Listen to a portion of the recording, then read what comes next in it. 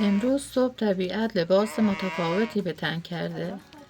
آسمون رنگ ابر گرفته. بوی تند پاییز و باران سرد در هواست. پدر مثل هر روز گله رو به کوه برده و تا عصر همراه ما نخواهد بود. و من میخواهم به جای پدر به درختهایی که هنوز چشم به راه کودند کود حیوانی بدهم تا بهار ثمره پربارتری بدهند. پاییز اینجاست و من با دلم میان این هوای نمزده منتظر بارونم.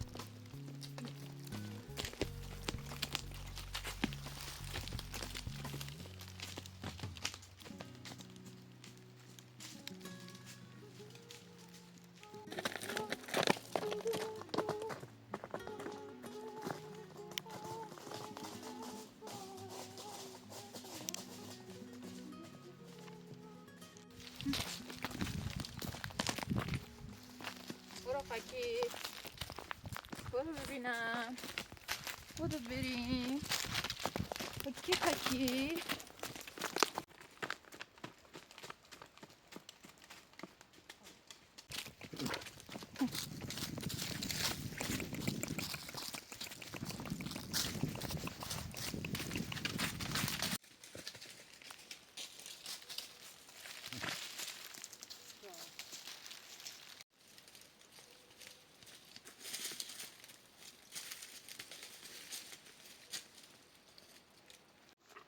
خاکی بیا.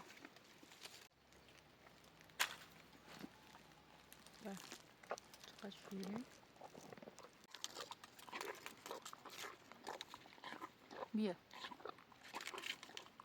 نمیخوری؟ خب بریم.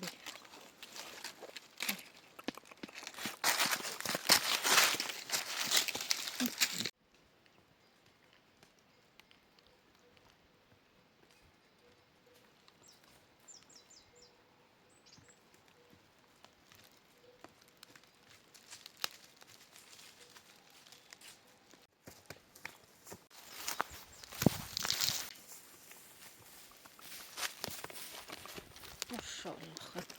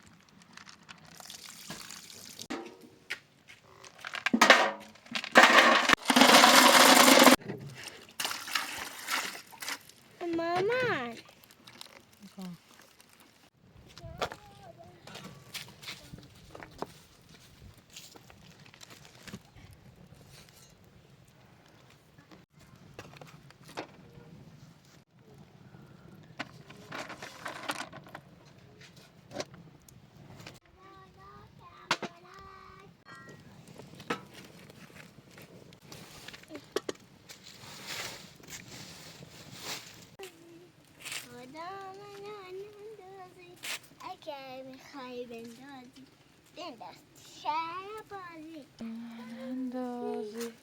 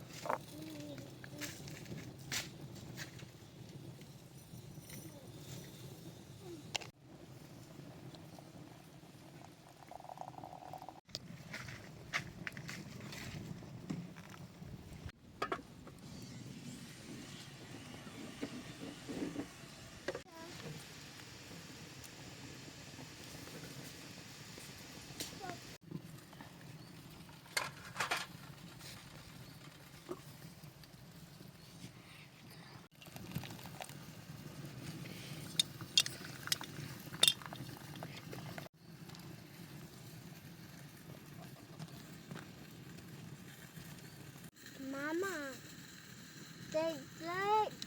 زنگل میاد آره ماما کجا میاد رو باقای اون طرف.